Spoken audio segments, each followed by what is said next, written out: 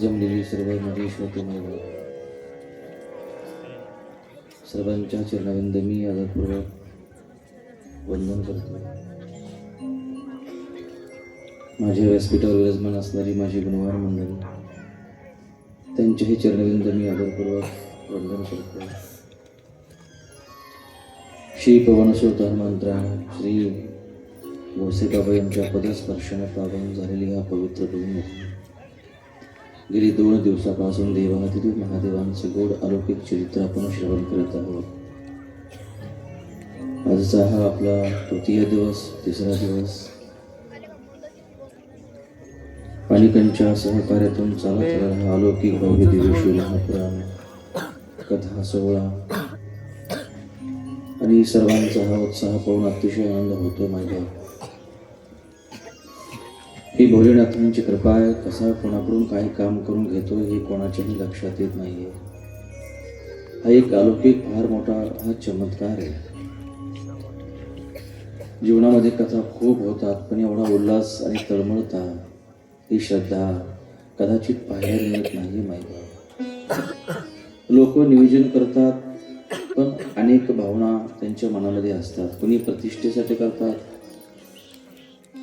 अनेकांच्या अनेक भाव त्यांच्या मनामध्ये निर्माण असतो. पण या गावामध्ये ही तुमची भोलेनाथाविषयी श्रद्धा, व्यासांविषयी ही श्रद्धा, असा प्रश्न पडतो की तुम्हाला सांगावं तरी काय. एवढी ज्ञानवंत, श्रद्धावान, भक्तिवान, श्रद्धाळू तुम्ही आहात. आणि गेली 2 दिवसापासून आम्ही पाहतोय, मी प्रत्येकांच्या घरी जात असताना अरे काय सुंदर व्यवस्था केलेली असते. त्या दिव्यांचा लखलखाट, फुलांची चादर असते, सुंदर. जेवढं अंतःकरणातून व्यासांचं स्वागत करता येईल तेवढं पवित्र भावनेने तुम्ही स्वागत करत आला. प्रत्येकांच्या घरी जावं हे स्वागत होत गेलं, प्रत्येकांच्या घरी जावं हे स्वागत होत गेलं. हा आदर, हा मान सन्मान, ही प्रसन्नता पाहून माझं अंतःकरण अतिशय अतिशय की काय बोलावं ह्या लोकांविषयी, ह्या भक्ताविषयी. अतिशय प्रसन्न अंतःकरण होतंय माझं. वाटत नव्हतं की तिरजणा या गावामध्ये एवढा आदर, एवढं प्रेम ते मिळेल असं कदापिही मी विचार केला नव्हता. पण आज प्रत्येकांच्या घरी जात असताना तुम्ही व्यासांचं, महापुराण कथेचं आणि भोलेनाथांचं हे स्वागत तुम्ही करत आलात. मायबाप, कल्याण होईल, सर्वांचं कल्याण होईल. मायबाप, केलेली सेवा ही एक ना एक दिवस काम येतेच मायबाप. आणि ही सेवा, ही श्रद्धा, ही पवित्रता, ज्यावेळी जगाचे दार बंद होतात ना, सगळे प्रयत्न आपले करून थकतात ना, त्यावेळेस आपलं केलेलं पुण्य, केलेली सेवा, त्यावेळेस तिथे ही सेवा प्रारंभ होत असते. लक्षात ठेवा, हे तिथं काम येत असते. ज्यावेळेस दवाखान्यामध्ये डॉक्टर सुद्धा म्हणतात की बाबा आमचे प्रयत्न आम्ही खूप केले, आता भगवंताची प्रार्थना करा. ज्यावेळेस जगाचे दार बंद होतात ना, त्यावेळेस भगवंताचं दार उघडं होतं. मायबाप, लक्षात ठेवा. आज गेली 2 दिवसापासून कोणी चटाया टाकतंय, कोणी स्वच्छता. काय स्वच्छता आहे मंडळामध्ये, अरे काय स्वच्छता. ही स्वच्छता पाहून मला काय काय बोलावं तुमच्याविषयी. तुम्ही बोलायला मला काहीच ठेवलं नाही. माहिती, प्रत्येक कथाच्या ठिकाणी मला बोलावं लागतं. आणि स्वच्छता ठेवा रे, तिथं आपला भोलेनाथ आला रे, महादेव आला, सांगावं लागतं. आज गेली 2 दिवसापासून पाहतो मी, खूप आनंद येतोय माझ्या मनात. आणि एक सांगू का मायबाप, तुम्हाला माझ्या अंतःकरणातून बोलतोय. माझा देव माझ्या समोर, जो वक्ता, जो व्यास भोलेनाथांचं चरित्र सांगायला येतोय ना, आणि त्याचं अंतःकरण या गावाविषयी जर प्रसन्न झालं ना, एक सांगू का, तो वक्ता प्रसन्न होत नाहीये, माझा महादेव प्रसन्न होतो. माझ्या भावना असतात ना, ह्या वक्त्याच्या नसतात, त्या महादेवाच्या भावना असतात. आणि वक्त्याला पूर्ण गावाला आशीर्वाद देण्याचं काम नाहीये, मग त्याचं अंतःकरण आशीर्वाद देऊन जात आहे. हे लक्षात ठेवा. आणि म्हणून मी तुमच्याविषयी बोलावं तेवढं कमी आहे. निश्चित खूप चांगलं होणार या गावचं, खूप चांगलं होणार. आजी स्वच्छता, ही तळमळ, ही सेवा, काय मातोश्री. मी इथपर्यंत येत असताना रे, इथपर्यंत दिव्याचा लखलखाट, घरापासून तर किती रांगोळ्या, किती आणि जास्त सहभाग, जास्त मेहनत मातोश्रीनं खूप केली या गावामध्ये, खूप करतात. गेली 2 दिवसापासून आणि या अगोदरपासून की जेव्हा हे शिवमहापुराण कथेचं नियोजन ठरलं तेव्हापासून मातोश्रींचा सहभाग आहे. दारोदार जातात, फार मेहनत केली मायबाप, तुम्ही खूप मेहनत केली आहे. आणि गेली पहिल्या दिवसापासून काही नाश्ता देतात, त्यांची नावं सुद्धा आहे माझ्याकडे, विसरली होती 2 दिवसामध्ये. मी 2 मिनिटं घेतोय मायबाप, की ज्यांच्याकडे आम्ही पहिल्या दिवशी गेलो होतो ना, सकाळचा जो 9:30चा नाश्ता झाला होता, ते हरिभक्तपरायण दिगंबरराव नथुजी अमृतकर. त्यानंतर त्याच दिवशी आम्ही दुपारी गेलो मायबाप, ते गोसावीजी चरणदासजी थोटे. आणि त्यानंतरच हे चहा नाश्ता करता. आणि सकाळी ज्यांच्याकडे जेवण होतं ना, ते श्रीमती उषाताई वामन जिटे. आणि संध्याकाळी आम्ही ज्यांच्याकडे जेवायला गेलो, सगळं जेवण एवढं सुंदर होतं मायबाप. आणि संध्याकाळी ज्यांच्याकडे जेवण झालं ते संजयराव भास्करराव कुटे. आणि दुसऱ्या दिवशी सुद्धा त्याच ठिकाणी महाराज, जे सकाळचा नाश्ता आणि चहाची ज्यांनी सोय केली, ते मंगेशराव बाबूराव रेटे, सोपानराव पांडुरंगजी भोयर. आणि संध्याकाळी ज्यांच्याकडे जेवण झालं ते श्री सुहासराव चंपतराव गोंदे आणि सायंकाळी जे जेवण झालं संध्याकाळचं ते श्री जनार्दनजी हरबाजी वाईकर. आणि आज ज्यांच्याकडे आम्ही सकाळी नाश्ता करता चहा करता गेलो होतो ना, ते चिंतामणराव हरबाजी शेंडे. आणि त्यानंतर दुपारी विजयराव पंजाबरावजी धोटे.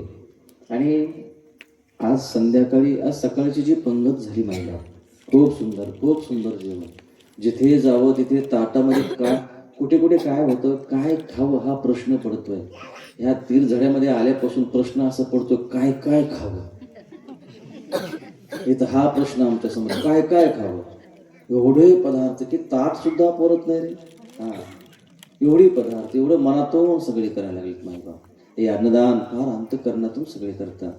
आणि त्या ठिकाणी जे सकाळी ज्यांच्याकडे आम्ही जेवायला गेलो, श्री विनोदराव देवीदासजी धोटे. आणि आता सायंकाळी आम्ही ज्यांच्याकडे जेवायला जाणार आहोत ना, ते हरिभक्त दामोदर डोमाजी डिगुले. ही संध्याकाळची महापंगत आहे.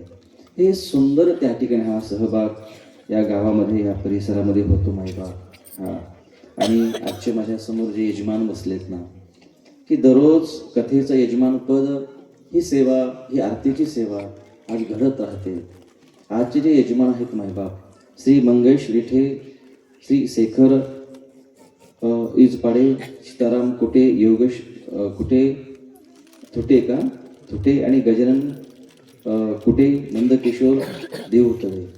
हे आजचे यजमान सगळे आलेत ना समोर. सगळे यजमान आज समोर आहेत. हे सुंदर निवेदन, फार आनंद होतोय. आणि त्यानंतर ज्यांचे सिस्टम आहे आमचे अंकित दांडेकर अंतरगाव ना, फार सुंदर आहे. आणि तेवढ्या बाबतीत बोलायचं कामच नाही. फार सुंदर सगळीच माणसं चांगली. आणि भोलेनाथ असं कसा माणूस देईल आपल्याला, सगळीच माणसं चांगली दिली. आणि त्यानंतर जे आमचे श्रोतेगण सुद्धा खूप, मला वाटतं 2-3 गावची श्रोते इथे येतात. काही गावचे नाव आलेत माझ्याकडे, आंबला म्हणा, राजूर म्हणा, शेळगाव म्हणा, बोरी म्हणा, पाथर्ड म्हणा, धोत्र म्हणा. बरोबर आहे ना. हे धोत्र ह्या गावचे अनेक गावची लोक त्या ठिकाणी तिथे करता येतात म्हणून. आणि हे सगळं सहकार्य जात आहे ना. खरंच मातोश्री तुमचं फार मोठं सहकार्य आहे. तुम्ही सर्व या गावकऱ्यांना सर्वांना मदत केली. आणि सर्व गावकरी सगळेच झटायला लागलेत माईबाप. कोणालाही काम सांगण्याची आवश्यकता पडायची आवश्यकता काहीच सांगण्याची गरजच पडत नाहीये. जे काम दिसेल ते करायला प्रारंभ करतात. निश्चित माईबाप सर्वांचं कल्याण होईल, जीवनामध्ये आनंद प्राप्त होईल. एकदा हर हर हर हर हर. ज्यांना हा सुंदर मंडप दिला माईबाप, ती मंडपमध्ये आल्यानंतर एवढी प्रसन्नता वाटते, खूप प्रसन्नता वाटते. आणि त्यांचं नाव आहे नरेश नगराळे. बरोबर ना. हा, गेली एवढं सुंदर, मला वाटलं नव्हतं ग्रामीण भागात इतका सुंदर मंडप असेल. हा, कुठे डाग सुद्धा नाही मंडपमध्ये माहिती. आम्ही या मंडपचे फोटो पाठवले बरं का. हा, आम्हाला बरंच ठिकाणी विचारलं की मंडप कसा असावा, कशी व्यवस्था असं, की या मंडपचे आम्ही फोटो सेंड केले. फार सुंदर मंडप दिला, फार अगदी व्यवस्था खूप, आणि फिनिशिंग आहे मंडपमध्ये, स्वच्छता आहे. म्हणून त्यांनाही धन्यवाद देतो माईबाप. आणि आजच्या या तृतीय दिवसाच्या कथा पुष्पाला आपण प्रारंभ करतोय. हर हर हर हर. काल आपण शिवमहापुराणामध्ये प्रयागराजमध्ये असणारी ही शिवमहापुराण कथा संवाद आहे श्री सूत आणि असंख्य असणारे शौनक ऋषी. शौनक ऋषीने काल प्रश्न केलेले होते कलियुगाविषयी, की या युगामध्ये मंदबुद्धी माणसं आहे, अज्ञानी माणसं आहे, या माणसाकरता काय करावं, या माणसाचा कसा उद्धार होईल. तर सोपं आणि सरळ सांगितलं, काही खटाटोप करण्याची आवश्यकता नाही आहे तुम्हाला. माझ्या भोलेनाथानं हे भोलेनाथातल्या अंतःकरणातली दया उत्पन्न केली आणि या जगाच्या कलियुगातल्या उद्धाराकरता एक अलौकिक साधन निर्माण केलं, एक महान साधन निर्माण केलं, ते शिव महापुराण कथा. आणि पण या जगामध्ये पापी लोक जास्त असणार आहे. मग त्यांच्या काय, त्यांना कितीही सांगून समजूतदारपणा त्यांच्या अंगी नसतो. मग त्यांचा कसा उद्धार होईल. तर त्या ठिकाणी सुतजी महाराजांनी एक सुंदर उदाहरण दिलं. ते कोणाची कथा सांगितली, देवराज ब्राह्मणाची. की अरे सहज पुण्य घडलं, सहज कथा कानावर पडली ना. असं सांगितलं, कथेचा आवाज जिथपर्यंत जातो का, हा कथेचा आवाज जिथपर्यंत जातो तिथपर्यंत हा परिसर पुण्यमय होतो मायबा, पुण्यमय होतो मायबा. माणसाचा उद्धार होईल यात नवल नाही, पण नालीतल्या किड्याचा सुद्धा उद्धार करणारी ही हा अलौकिक आणि दिव्य शिव महापुराण कथा आहे. नालीतले की अरे माणसाचा उद्धार होईल यात नवल नाही रे, पण नालीतल्या किड्यातला सुद्धा उद्धार करणारी शिव महापुराण कथा आहे. काल सुंदर देवराज ब्राह्मणाचं हे चरित्र सांगितलं माहिती. देवराज ब्राह्मण माता पित्यांना त्रास देत होता. काल एवढंही सांगितलं, अरे आपली देवता मुलाकरता माता पित्याचे चरण हे महान तीर्थ मायबा. सर्वात मोठी देवता मुलाकरता आपले कोण आहेत, कोण आहेत, म्हणून जर सर्व महान तीर्थाचं दर्शन घ्यायचं असेल तर सकाळी सकाळी उठल्यानंतर कोणाचं दर्शन घ्यावं. आज कोणी कोणी दर्शन घेतलं, अरे जे जेवढे समोर बसले तेवढ्याने घेतलं का, कोणी खोटं तर बोलत नाही ना. अच्छा, एकदा तुमच्या करता जोरात टाळी झाली पाहिजे.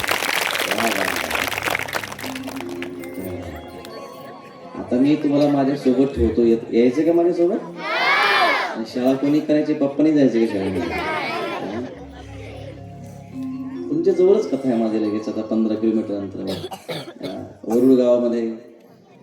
तुम्ही सुद्धा यायचे बरं का मातोमुळे एक दिवस कथे. तर कालपर्यंत ही कथा फार सुंदर आदर्श घेऊन दिली कथा आहे. आणि श्री व्यासजी महाराज अनेक हे चरित्र सांगून फार मोठं मार्गदर्शन आपल्याला करतात.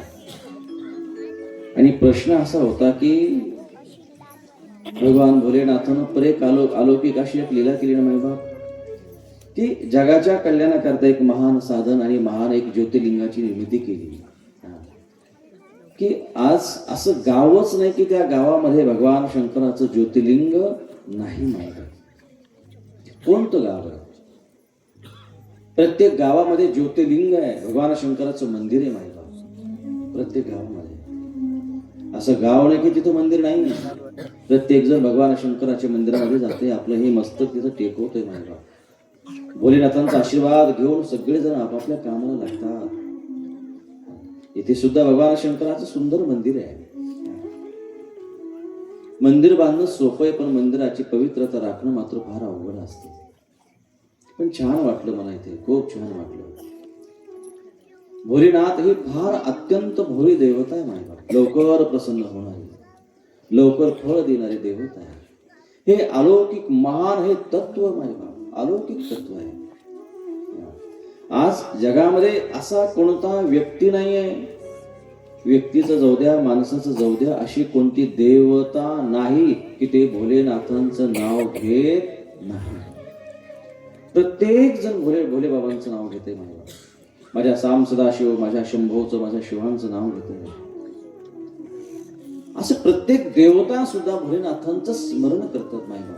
शिव शिव शिव, भोलेनाथ, महादेव महादेव महादेव, नमः शिवाय नमः शिवाय नमः शिवाय नमः शिवाय. आज प्रत्येक देवताला विचारा मायबा, प्रत्येक जण भोलेनाथांचं स्मरण करतंय, भजन करतंय. आज जो काही महाकुंभ निर्माण होतो ना मायबाप, तुम्ही प्रत्येक महाकुंभाला जात राहा, फक्त भोलेनाथांचं स्वरूप तुम्हाला दिसेल. प्रत्येकाच्या ओठार भोले बाबांचंच नाव आहे. नमः शिवाय नमः शिवाय नमः शिवाय नमः शिवाय. ही अलौकिक सुख आणि आनंद देणारी ही देवता आहे. महादेव महादेव महादेव महादेव महादेव. अरे जगाच्या कल्याणाकरताच भगवान भोलेनाथांना हा अवतार आहे, हे ज्योतिर्लिंग आहे मायबा. आपण सुद्धा निदान दिवसातून एकदा तरी नमः शिवाय म्हटलं पाहिजे. निदान नाही मंदिरामध्ये जाणं झालं मायबाप, निदान मानसिक पूजा तरी करा. 1 मिनिट देवघरासमोर बसल्यानंतर ही भोले बाबांचं दर्शन घेते असं स्मरण करून त्याला समोर डोळ्यासमोर घेऊन निदान ती पूजा करावी. सर्वात महान पूजा, दिव्य पूजा सांगितली गेली ती मानसिक पूजा आहे. मानस पूजा, मानस पूजा अत्यंत पवित्र मायबा. करावी करावी करावी. ती मानस अहो जी तुम्ही लौकिक पूजा करताय, पण मानस पूजा इतकी श्रेष्ठ पूजा आणि पवित्र पूजा नाही मानल्या गेली. त्या पूजेमध्ये तुमचा 1 रुपया खर्च होत नाही, फक्त 1 मिनिटाची वेळ खर्च होती माहिती, काही लागत नाही. ही अत्यंत अलौकिक महान पूजा आहे, केली पाहिजे. आणि जर सर्व ब्रह्मांड भोलेनाथांचं नाव घेताय, स्मरण करताय, पूजा करते, जप करता, आपण का नाही करत? आज हे शिव महापुराण कथा म्हणजे भोले बाबांचा एक स्वभाव प्रगट केला आहे. काय आहे हे तत्व, काय देते हे तत्व, काय सेवा करी या तत्वाची, काय सेवा केली पाहिजे, काय आराधना केली पाहिजे, कोणती आराधना केली पाहिजे की तो सुख देईल, समाधान देईल, प्राप्त होईल, तो संसारामधले अनेक दुःख तो विनाश करेल. असं काय करावं त्या भोलेनाथा करता. एक भोलेनाथांच्या अंतःकरणातला स्वभाव प्रगट करणारी ही शिव महापुराण कथा आहे. बाबा मी बोलून गेलो की प्रत्येक देवता भोलेनाथांचं स्मरण करते, नाव घेते. विचारा तुम्ही, जा प्रयागराज मध्ये जा, कुठेही जा, प्रत्येक साधूला विचारा तुम्ही कोणाचं नाव घेताय. प्रत्येक जण म्हणेल महादेवाचंच नाव घेतोय, आम्ही पंचाक्षर मंत्रच जप जप करतोय मायबा. आणि यजमान तुम्ही येत असताना स्वतःचं आसन सोबत उद्या दररोज घेऊन येत जा बरं का. आपलं आसन आपल्या सोबत पाहिजे यजमानाला. आणि विचारा मायबाप, कोणालाही विचारा, भगवान विष्णूला विचारा, ब्रह्मदेवाला विचारा, इंद्राला विचारा, प्रत्येक जणाला विचारा की तुम्ही स्मरण कोणाचं करताय, ध्यान कोणाचं करताय. प्रत्येक जण भोले बाबांचं ध्यान करतोय असं तुम्हाला सांगेल मायबाप. पुढे बोलू मायबाप. भगवान विष्णू तुम्हाला भेटेल मला नाही माहिती, ब्रह्मदेव भेटेल मला नाही माहिती, तुम्हाला इंद्र, चंद्र, वरुण, कुबेर आदी देवता तुम्हाला भेटेल, स्वप्नात येईल मला नाही माहिती, कदाचित नाहीच आहे. बघा ना तुम्ही, आपल्या आता कोणाचं 60 कोणाचं 70 वय झालं असेल, कधी पंडित भगवान कोणाच्या स्वप्नात येऊन बोलला का रे प्रभाजी? नाही नाही नाही नाही माहिती, कधीच नाही रे, कधीच नाही, कधीच नाही, कधीच नाही. अरे एवढी आम्ही सर्व कीर्तन करतोय, सगळं करतोय, कोणाच्या